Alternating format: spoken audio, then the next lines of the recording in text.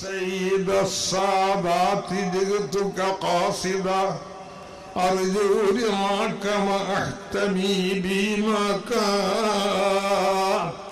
والله يا خير الخلائق إن لي قلبا مشوقا لا يروم سواك.